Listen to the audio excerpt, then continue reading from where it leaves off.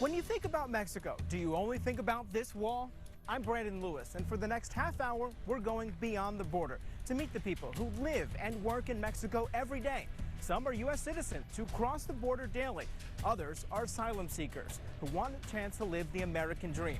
They've traveled from southern Mexico and Central America and are waiting for asylum. It requires them sometimes to wait in shelters, sometimes sleep on the streets or even in a tent until their number is called. It happens every day beyond the border. As the sun rises in Tijuana, migrant volunteers set up a tent at the Ped West crossing. It's a job, as best we can tell, reserved for Mexican nationals hoping to shorten their wait to request asylum in the U.S. They oversee a mysterious notebook that contains the names of everyone who wants to have their case heard. Each family is given a number. Every morning, volunteers call out a select few. On this day, they start with 2413.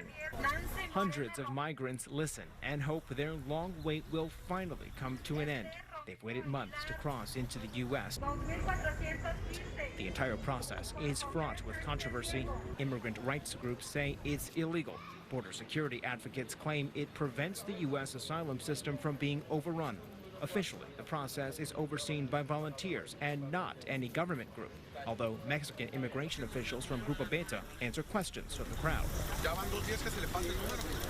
Off to the right, new arrivals place their names in the book for the first time to assure their place in line. Without warning, the bullhorn stops and the crowd disperses. Families return for another long night in the shelters. I sleeping in here, in this little house. Fidelia de la Cruz has called this shelter home for the past month. When it's raining outside, the wind coming the floor is very cold. She says she lived in Seattle, Washington for 15 years before returning to Mexico to visit her sick brother. We asked Fidelia to show us around her house and show us a few of the possessions that she has inside. It could be another month before her name is called for asylum at the border. This shelter is one of more than a dozen in Tijuana. It's currently home to 30 children and their parents who want asylum. At least they have a place under the roof where they can feel safe. Father Fidel Rivero brings donations for the families from his parish in Temecula. He knows all too well what could happen if these migrants are not granted asylum by the U.S. government. And then they get rejected, most of them are going to try to cross illegally. That's the reality, and it's been happening for many, many, many years. The border backlog is the result of the U.S. government's metering policy, where only a limited number of asylum seekers are allowed into the U.S. each day.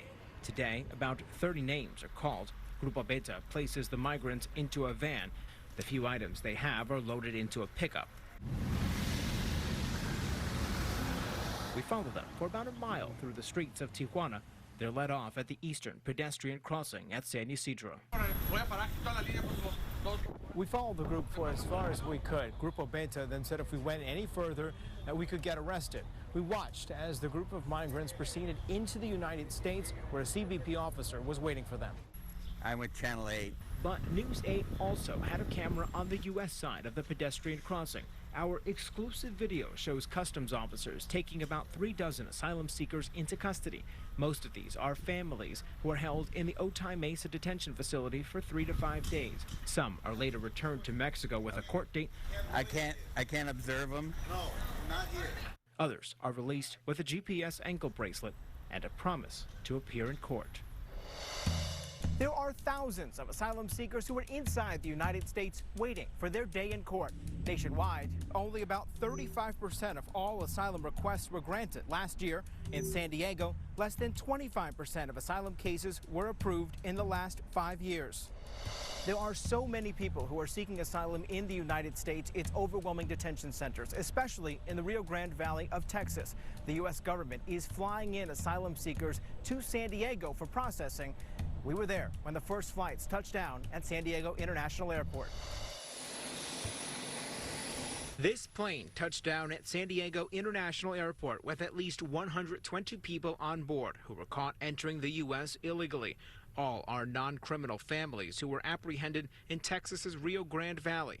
The area is seeing a surge of crossings between points of entry. Border Patrol officials say it's 200% over capacity. The new plan will shift processing duties to other ports, so after a quick medical check when they're caught, some families will get put on a bus or plane like this one and transported elsewhere, where agents will start their casework by gathering their name, fingerprints, and family status. Then, if families want to request asylum, they can do so here. From there, they'll turn them over to Immigration and Customs Enforcement within 72 hours. Del Rio, Texas was the first, and San Diego is now the second city. Officials say they are working on a plan to expand the program to Buffalo, Miami, and Detroit, all cities they say have excess capacity for processing. San Diego's interim chief patrol agent Douglas Harrison tells News 8, quote, "This is a contingency operation. We've got to give Rio Grande Valley some relief. Our intent is to move through this process as quickly and fairly as possible," unquote. For us here in San Diego, it means taking in 3 plane loads a week. We watched as detainees were loaded onto buses. Then we followed those buses south to Otay Mesa, where Border Patrol agents will process them at their Brownfield station. Officials do not expect to set up the so-called tent cities like in Texas, but Chief Harrison did say they will be given mats, blankets, and food, and praised the work by agents handling the humanitarian crisis. This is not unprecedented, with the agency saying they used a similar program in 2014 when the number of people crossing illegally also surged. We hear over and over again, just on the other side of the wall, Tijuana, the most dangerous city in the world. So we did ride along with the city's police department to see what's really happening on the streets beyond the border.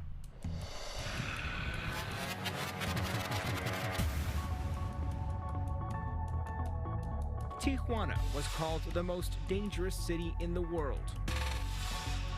More than 2,000 people were murdered here last year. Officer Jorge Garcia Palomo supervises 80 officers tasked with keeping Zona Rio safe. Since I do this every day, I've noticed things have gotten better. We ride with Palomo as he patrols the city streets. He says his most frequent issue is drivers without seatbelts and talking on their phones. What are you looking for when you're driving on this street? This is an area where we have to drive a little slower, make sure things are okay outside the businesses. Soon he pulls over as we walk the beat.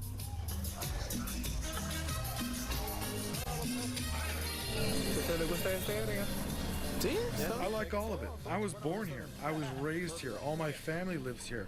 I love Tijuana. It does make me sad when people say this is the most dangerous city in the world. As we're walking, we notice officers and medics helping a woman on a nearby corner and go see what's happening. So he was just telling us that this was a person that needed help. They mixed something in their beer and had a pill, and so they're just working to give her the medical attention that they need. Palomo stresses the department is working hard to improve its image as an agency dedicated to helping those they protect. My brother, my jefe, my amigo. We bump into these Americans as we walked back to the car. #1 police is Tijuana police. Why you say that? Yeah. I say that because they help everybody. They respect everybody. They help and respect, but they do their job.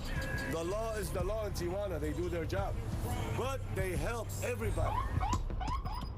Tijuana is also pushing back as its designation as the most dangerous city, saying homicides are down 34% in the first 2 months of the year. Overall, crime is down 40% since 2008, citing the recent arrest of nearly 4,000 low-level drug dealers.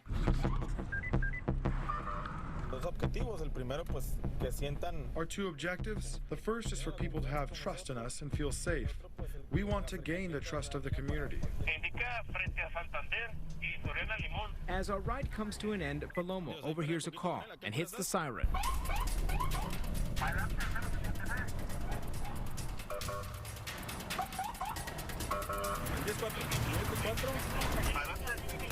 It turns out to be less urgent than expected. So this came in as a person who was disoriented on a bus. Now, we don't see a bus anywhere around here, but when they arrived, they talked to him a little bit, and they're actually just going to give him a ride home. We later learned the man called 911 on himself. Palomo wasn't upset, again stressing the care his department has for the community. I would say don't be afraid. I invite you to come to Tijuana. Here in this zone, there are great places to eat, places to have fun, and you should always feel safe here at the end of the day. If you're a tourist, nothing will happen to you. And most don't seem deterred. Tijuana is the most safest city there is. The number of Americans visiting Mexico was up 12% in 2017. Coming up next, a U.S. citizen living in a shelter in Tijuana with his wife and 3 children. We'll tell you why they may have to wait more than a year before entering the U.S. legally when we continue Beyond the Border.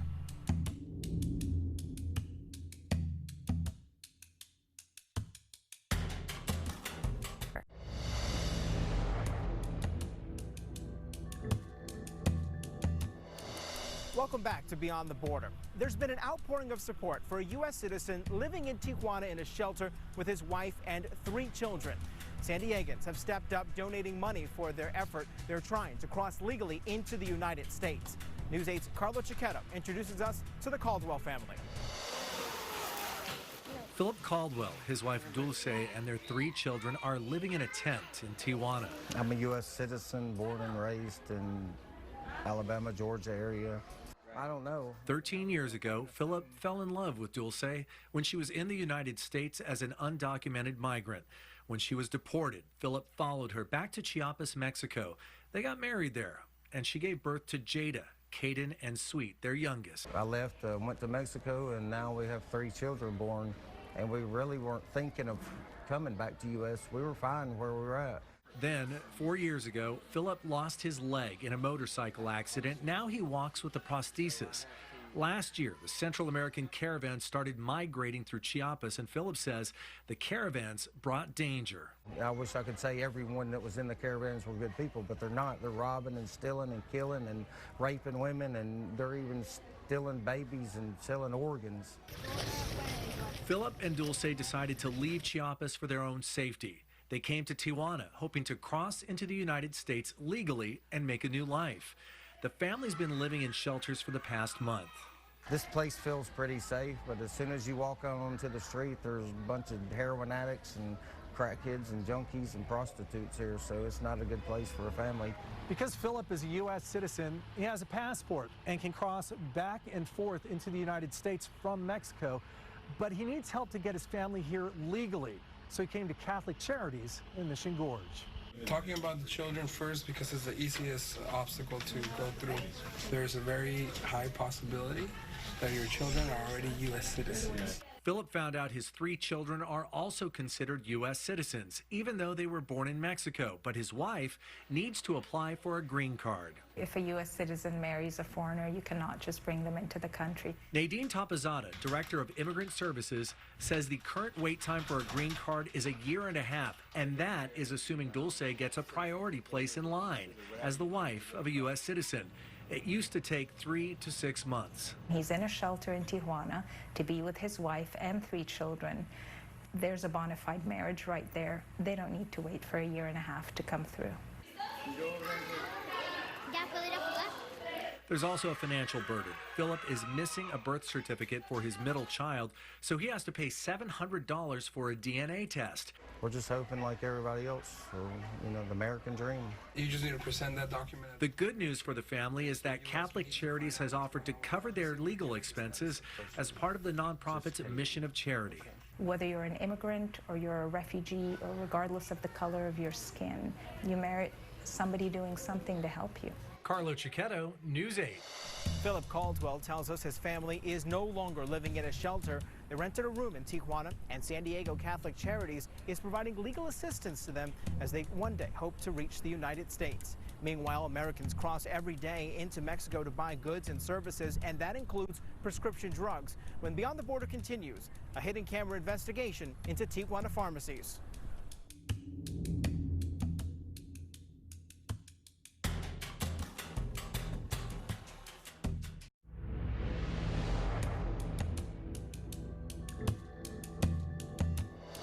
Welcome back to Beyond the Border. Prescription medication prices in the United States are among the highest in the world, but medications can be cheaper in Mexico. News 8's Barbara Lee Edwards takes a look at Tijuana pharmacies in this hidden camera investigation.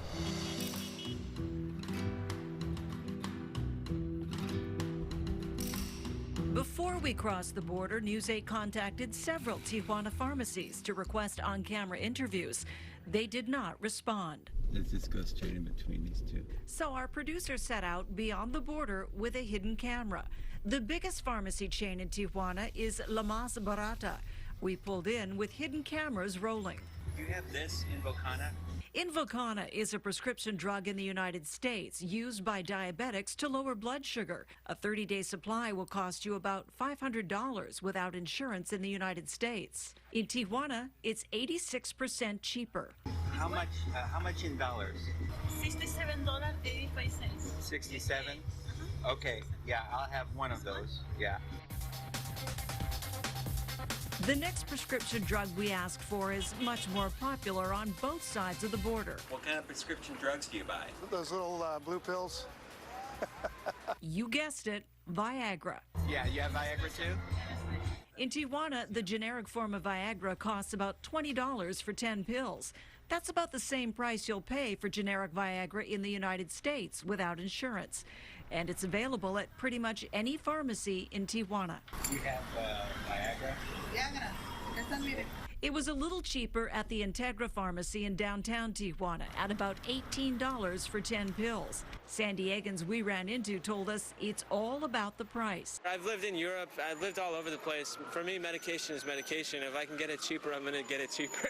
If you take a closer look at the pharmacies in Tijuana, you'll notice frequently there's a doctor's office right next door. For a consultation fee, they'll write you prescriptions for more powerful drugs, like painkillers. Am I able to get Vicodin here? When we asked for Vicodin, we were told we could get codeine instead for a $12 consultation, or we could get another painkiller that does not require a doctor's prescription in Mexico. Tramadol. All right. That's like an opioid. It's a strong painkiller. Tramadol is a synthetic opioid, not as strong as Vicodin. But still, it's a Schedule IV controlled substance in all 50 states. How much is that? $48. We were able to purchase 60 pills without a prescription. But because it is a controlled substance, we could not bring it across the border. Later, at the San Isidro border crossing, Yes, I'm bringing some diabetes medicine and Viagra. we declared the Invocana and the generic Viagra to customs. Do you have a prescription for the Viagra? No. And even with no prescription, Thank you. they let us through the border into the United States. Barbara Lee Edwards, News 8. The FDA recommends Americans don't try to import medication from Mexico. For one thing, the agency can't verify the medication is safe, and if you don't have a prescription from a U.S. doctor, it could get taken away at the border. Coming up next, News 8 sports anchor John Howard is a frequent border crosser with his dog Tiki when Beyond the Border continues.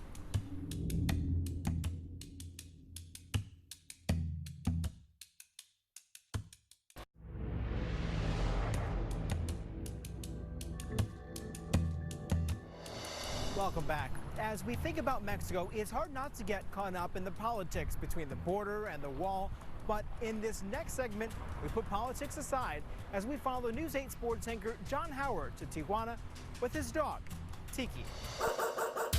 A quick drive across the border with my dog Tiki in the back seat. And before long, we arrive at the offices of Dr. Jose Carlos Ribiesca. 6 kilos. AKA Dr. Zoo. 15 pounds. Como se dice? 15? 15. It's time for my 7-year-old best friend to get a checkup. It's been a while since I've had her teeth cleaned. A teeth cleaning is about $100 here in Tijuana. There is some pink tartar. Yeah, some tartar there. That includes anesthesia. But no urgency. Not urgent. Not urgency, Okay. but let's say maybe in 2 weeks, 1 month. Okay. Take a look around Dr. Zoo's lobby, and you'll discover about 80% of his clients live in the United States. Saving money is the main attraction. Price-wise, it's completely different. I couldn't afford both of my dogs to be treated there. Cheaper prices, but quality of service. Okay. If you don't keep quality in your service, the Americans don't come back again. Sosténgale la cabecita. Chico lives in Chula Vista. We already knew that my dog is getting there up in age. At age 15, this little guy needs extra special care. We're just trying to make it more comfortable for him, you know, for whatever time he has left.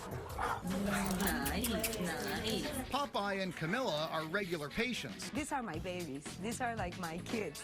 They're here today for a teeth cleaning.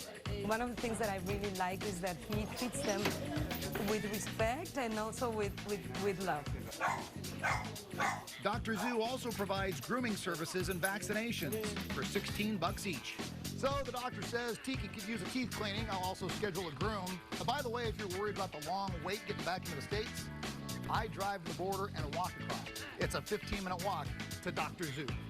In Tijuana, with Tiki, Sean Howard, News 8. San Diego's relationship with Tijuana and the border is complex. It can be overwhelming and politically divisive. We here at News 8 will continue to follow developments, whether it's here in the United States or beyond the border. I'm Brandon Lewis. Thanks for watching.